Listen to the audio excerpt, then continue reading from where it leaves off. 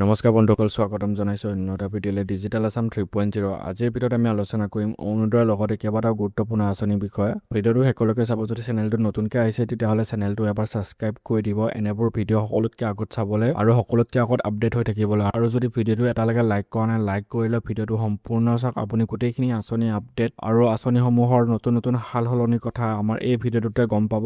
ভিডিঅ'টো শেষলৈকে চাব, এটা লাইক আৰু ছাবস্ক্ৰাইব নকৰাকৈ গুচি নাযাব। আৰু প্ৰথমতে আমি আলোচনা কৰিম অৰুণোদয় আঁচনিৰ বিষয়ে। অৰুণোদয় আঁচনি কি সাল সলনি হৈছে আৰু কি নতুন নিয়ম আহিব, আৰু আপুনিও যদি পইচা এতিয়ালৈকে পোৱা নাই কি কৰিব আপুনি, তাৰ বিষয়ে আজি আলোচনা কৰিম। আৰু লগতে নতুনকৈ আবেদন কেতিয়াবা কৰিব পাৰিব, আৰু যদি আপোনাৰো মাহে মাহে কিস্তি সোমোৱা নাই তাৰ বাবে আপুনি কি কৰিব লাগে তাৰ বিষয়ে আজি আমি আলোচনা কৰিম। অৰুণোদয় যি লেটেষ্ট খবৰৰ মতে অৰুণোদয় আঁচনি এতিয়া বৰ্তমানলৈকে নতুন নিয়ম তেনেকৈ অহা নাই, কিন্তু বহুতো লোকৰ হয়তো নাম কাটিব পাৰে, কিয়নো বহুতো যোগ্য হিতাধিকাৰীয়ে এইবাৰ অৰুণোদয় আঁচনিৰ পইচা পাই আহি আছে। তো তাৰ বিষয়ে চৰকাৰ এবাৰ চাগে কঠোৰ হ'ব, আৰু তাৰ ফলত বহুতৰে নাম কাট খাব। আপুনি যদি অৰুণোদয় আঁচনি এজনী যোগ্য হিতাধিকাৰী হয়, কিন্তু বৰ্তমানলৈকে আপুনি যদি পইচা পোৱা নাই, তেতিয়াহ'লে আপুনি পঞ্চায়তত খবৰ কৰি থাকক, পঞ্চায়তত আৰু গাঁওবুঢ়াক খবৰ কৰি থাকক। যদি ফৰ্ম আহে তেতিয়াহ'লে আপুনি ফৰ্ম ফিল আপ কৰি জমা কৰি দিব। আৰু যদি আপুনি অযোগ্য হয়, অৰ্থাৎ আপোনাৰ যদি টকা পইচা থাকিও যদি আপুনি অৰুণোদয় পইচা লৈ আছে, তেতিয়াহ'লে আপোনাৰ নামটো অতি সোনকালে কাট খাব, আৰু হয়তো চৰকাৰে ইয়াৰ ওপৰত কিবা কঠোৰ নীতি নিয়ম আনি দিব।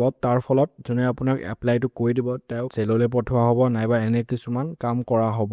তেওঁৰ ওপৰত দণ্ডনীয় আইন লাগু কৰিব চাগে। সেইবাবে আপুনি যদি এজনী যোগ্য হিতাধিকাৰী হয় তেতিয়াহে অৰুণোদয় পইচাটো লওক, নাইবা যদি আপোনাৰ টকা পইচা সকলো আছে তেতিয়াহ'লে আপুনি এই পইচাটো লৈ এজনী যোগ্য মহিলাৰ পইচাটো মাৰি খোৱাৰ দৰে হৈছে। তো ইয়াৰ ওপৰত আপুনি মন কৰিব। আৰু দ্বিতীয়তে, যদি আপোনাৰ মাহিলী কিস্তিটো সোমাই আছে, যদি আপুনি মাহিলী কিস্তিটো চবৰে সোমাই আছে, আপোনাৰ সোমোৱা নাই, তাৰ দুটা কাৰণ থাকিব পাৰে। হয়তো আপোনাৰ ফৰ্মখন ৰিজেক্ট হৈ গৈছে, আৰু যদি আপোনাৰ বেংকত পইচাটো ফচি আছে তেতিয়াহ'লে আপুনি মন কৰিব DBT অৰুণোদয় আঁচনি হিতাধিকাৰীসকলে জানে যে DBT কি বস্তু। DBT অপশ্যনটো ইনেবল হৈ আছে নে নাই তাৰ ওপৰত আপুনি বেংকত যায় খবৰ এটা কৰি আহিব। যদি ইনেবল হৈ আছে তেতিয়াহ'লে আপুনি টেনশ্যন নকৰিব, যিহেতু নতুন কিস্তি যেতিয়া চৰকাৰে দিয়ে তেতিয়া আপুনি পাই যাব। আৰু নাইবা যদি তাৰপিছতো পোৱা নাই তেতিয়াহ'লে আপুনি পঞ্চায়তত এবাৰ খবৰ কৰিব পাৰে। এতিয়া আমি আলোচনা কৰিম মুখ্যমন্ত্ৰী আত্মনিৰ্ভৰশীল আঁচনিৰ বিষয়ে। যিহেতু মুখ্যমন্ত্ৰী আত্মনিৰ্ভৰশীল আঁচনি অসম চৰকাৰৰ এনে এখন আঁচনি য'ত যুৱক যুৱতীসকলক ব্যৱসায় কৰিবলৈ চৰকাৰে পইচা প্ৰদান কৰে। তাৰ এটা অংশ বেংকক দিব লাগে আৰু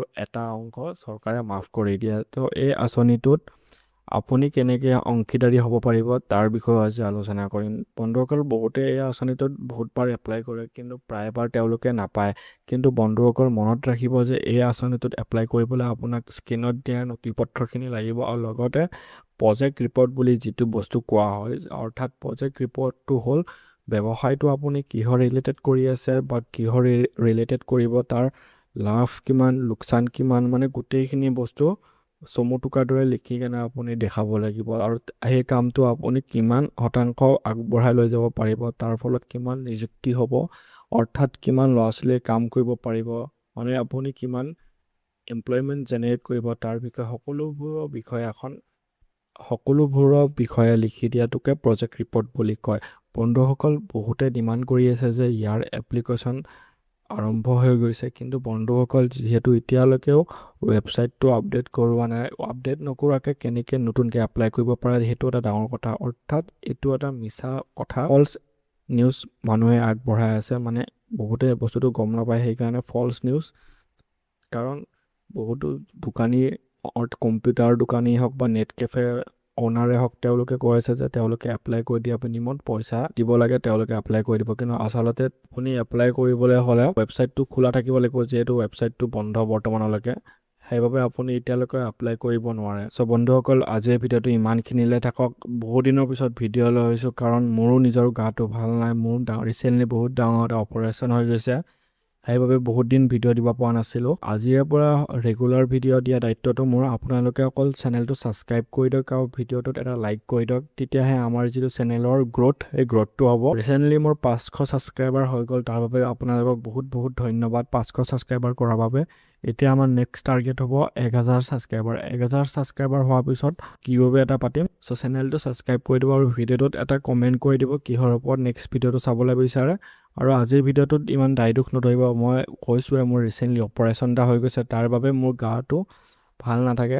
তথাপি মই আগ্ৰহী হৈ আপোনালোকৰ বাবে ভিডিঅ' বনাবলৈ আহিছোঁ, আৰু ভিডিঅ'টোত আপোনালোকে এটা লাইক কৰি দিব আৰু চেনেলটোত এটা ছাবস্ক্ৰাইব কৰি দিব।